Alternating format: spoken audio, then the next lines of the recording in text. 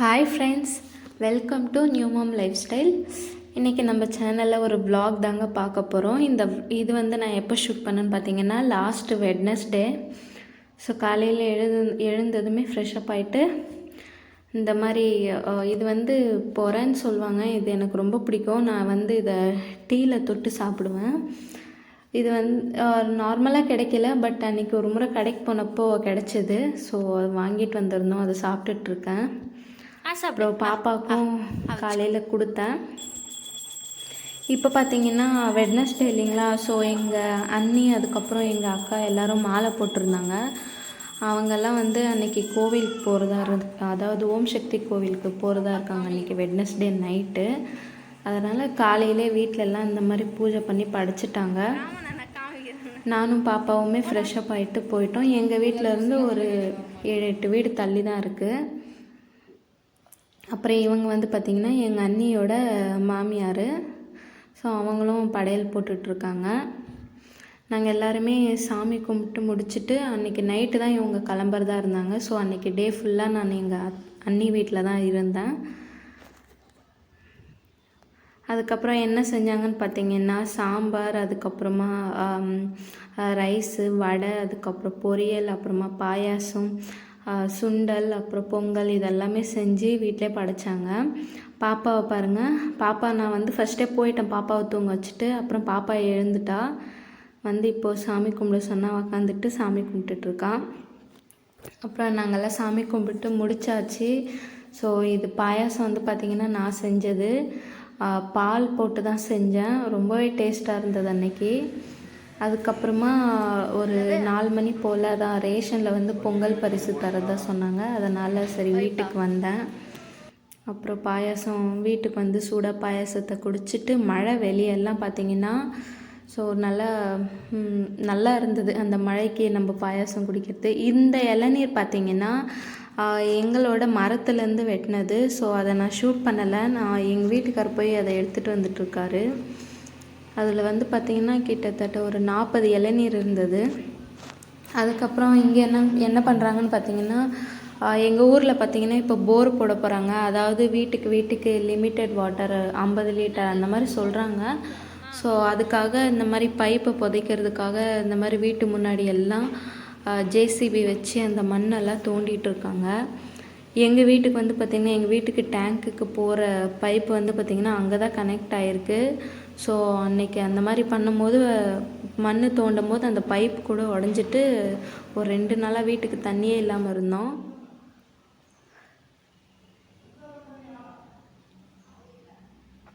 அப்புறம் இந்த மாதிரி தான் ஃபுல்லு இது எங்கள் வீடு தான் ஸ்டார்டிங் எங்கள் ஊரில் பார்த்திங்கன்னா. ஸோ இங்கேருந்து பார்த்திங்கன்னா உள்ள ஊர் தெருவெல்லாம் இருக்குது. அங்கெல்லாமும் இந்த மாதிரி பள்ளம் தோண்டிகிட்டே போயிட்டுருந்தாங்க.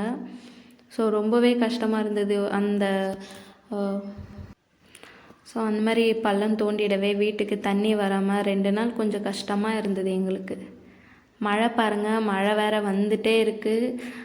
மழை வர டைமில் இவங்க வேறு இந்த மாதிரி மண்ணெல்லாம் தோண்டிடவே வீடு ஃபுல்லு கச்சா கச்சன்னு இருந்தது. அப்புறம் பார்த்திங்கன்னா அதான் எடுத்துகிட்டு வந்தோம் இல்லைங்களா, அந்த இளநீர் எங்கள் வீட்டுக்கார் வெட்டி குடிச்சிட்ருக்காரு. எனக்கு இளநீரை விட அந்த தேங்காய் தான் ரொம்ப பிடிக்கும். ஸோ அதை நான் வெட்டி கொடுக்க சொல்லிகிட்ருக்கேன். இது பார்த்திங்கன்னா எலசு தேங்காய். ஸோ அது அவரே சாப்பிட்றாரு. மழை வரும்போது நான் இளநீர்லாம் குடிக்க மாட்டேன், ஏன்னா தலைவலி வந்துடும். ஸோ அதனால் அன்றைக்கி நான் இளநீர் குடிக்கல, வெறும் தேங்காய் மட்டும் சாப்பிட்டுக்கிட்டேன். எங்களுது பார்த்திங்கன்னா ஒரு 15 மரம் என்னமோ இருக்குது. இளநீ மரம், அதாவது தேங்காய் மரம் அத்தனை இருக்குது எங்களுது. ஸோ அது நாங்கள் எடுத்துக்க மாட்டோம், வாங்கிட்டு போயிடுவாங்க. ஸோ அன்றைக்கி எங்களுக்கு கொஞ்சம் தேவைப்பட்டதுன்ட்டு நாங்கள் அந்த மாதிரி வாங்கிக்கிட்டோம்.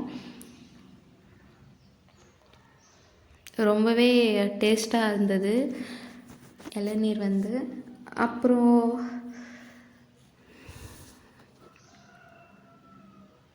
இது பார்த்திங்கன்னா எங்கள் வீட்டுக்கு பின்னாடி எப்படி இருக்குது பாருங்கள். மொத்தமே பின்னாடியெல்லாம் பார்த்திங்கன்னா நாங்கள் இந்த கான்க்ரீட்லாம் போடல, மண்ணாக தான் இருக்குது ஃபுல்லு. பின்னாடி முன்னாடி எல்லாமே பார்த்திங்கன்னா சேராக தான் இருந்தது. அன்றைக்கி டேவே அதாவது மழை வந்தாலே அன்றைக்கி வேலையே போகாது, அந்த மாதிரி தான் இருந்தது அன்றைக்கும். அங்கே பார்த்திங்களா 2 பப்பளி மரம் தெரியுது. அது நாங்கள் கட் பண்ணி அதையும் சாப்பிட்டோம். அதோட கிளிப்பிங்ஸும் நான் நெக்ஸ்ட் வீடியோவில் காமிக்கிறேன், எப்படி அதை பழம் அறுத்தோன்னு சொல்லிட்டு. பாருங்கள், இந்த மாதிரி தேங்காய் தான் எனக்கு ரொம்ப பிடிக்கும். ஸோ இது ஒன்று பவ்யா எடுத்துக்கிட்டா, இன்னொன்று நான் எடுத்துக்கிட்டேன். நாங்கள் 2 பேரும் எடுத்துகிட்டு அதுக்கப்புறம் நான் சொன்னேன் இல்லைங்களா, ரேஷனில் பொங்கல் பரிசு தராங்கன்னு சொல்லிட்டு. ஸோ அன்றைக்கி கிளம்பி போயிட்டுருக்கோம். ஸோ ரேஷன் கடை பார்த்திங்கன்னா எங்கள் வீட்டுக்கிட்ட தான். எங்கள் வீட்டுக்கிட்ட இருந்து ஒரு 1/2 கிலோமீட்டர் தான் இருக்கும். இது வந்து பார்த்திங்கன்னா எங்கள் ஊர்து எல்லாருக்கும் பொதுவாக இருக்கிற இந்த கோவில். ஸோ அந்த கோவிலுக்கு எதிரில் பார்த்திங்கன்னா குளமும் இருக்குது. ஸோ கோவிலுக்கு எதிரில் தான் ரேஷன் கடை இருக்குது. அங்கே வண்டி நிறுத்திட்டு அதுக்கப்புறம் பார்த்திங்கன்னா என்ன ரேஷனில் கொடுத்தாங்க அப்படின்னு பார்த்திங்கன்னா, பச்சரிசி 1 கிலோ கொடுத்தாங்க. அதுக்கப்புறமா சர்க்கரை நல்லா இருந்தது, நம்ம கடையில் வாங்குவோம் இல்லைங்களா, அதே மாதிரி இருந்தது, அது 1 கிலோ கொடுத்தாங்க. அதுக்கப்புறமா 1 கடை கரும்பு கொடுத்தாங்க. நாங்கள் வந்து இதுமாதிரி பீஸாக கட் பண்ணிக்கிட்டோம், அவ்வளோ பெருசாக எடுத்துகிட்டு வர முடியாதுன்னு சொல்லிட்டு. அதுக்கப்புறமா நம்ம பொங்கல் செய்வோம் இல்லைங்களா, அதுக்காக முந்திரி, ஏலக்காய், பாதாம்லாம் கொடுத்தாங்க. இது ஏன் இத்தனை இருக்குதுன்னு பார்த்தீங்கன்னா, எங்கள் அண்ணி எல்லாருக்கும் மிக்ஸ்டாக இருக்குது. ஸோ எல்லாருக்கும் ஒரு பேக்கெட் தான் கொடுத்தாங்க, அவ்வளோதான். அதுக்கப்புறம் பார்த்திங்கன்னா மெயின் காசு வந்து ஒரு 2000 ரூபா கொடுத்தாங்க. அப்புறமா வீட்டுக்கு வந்த உடனே மழை வந்துட்டே இருந்தது இல்லைங்களா, சரி சூடாக சாப்பிடலாம் எதனா அப்படின்னு சொல்லிட்டு, இது வந்து பார்த்திங்கன்னா தோசை மாவு இருக்குது இல்லைங்களா, வீட்டிலே இருக்க தோசை மாவில் வந்து போண்டா செய்ய போகிறேன். அது எப்படி செய்கிறேன்றது தான் உங்களுக்கு காமிக்கிறேன்.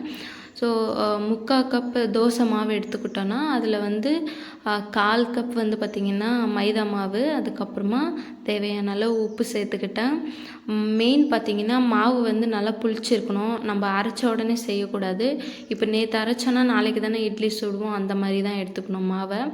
அதுக்கப்புறம் காரத்துக்கு வந்து பச்சை மிளகா சேர்த்துக்கிட்டேன், பச்சை மிளகா தான் சேர்த்துக்கணும்.